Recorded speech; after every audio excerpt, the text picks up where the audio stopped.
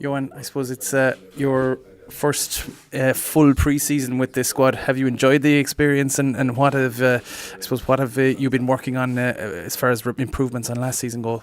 Yeah, firstly enjoyed the weather. It was brilliant weather in Ireland. We as a coaching staff went to a few places all across the world to do a bit of research and looking to redefine our process and our game. Came back and started slowly. It was the start of pre-season. That was in week one. Readjusted where we're going to, and like I said, improving our process, starting with the big Munster DNA, your set piece, your kicking game, and then improving the skill level of the player. We worked really hard to improve the individual first, and then put it back into a team context. Lots of new personnel as well this year, and lots of new attacking weapons, and of course the return of some guys who were long-term injuries last year. Can we expect to see a bit more fine-tuned Munster this year, or what can we expect to see? Yeah, I hope so. Obviously, we try under promise and over deliver. Like I said, we try to improve the individual and put a lot of time and effort into the individual skill.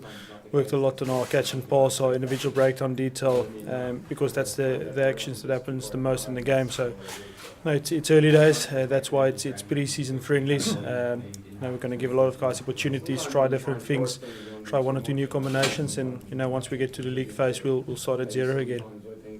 Great, Johan, you mentioned that research in the summer. Where did you go, or did you consult with any particular other coaches or anything like that?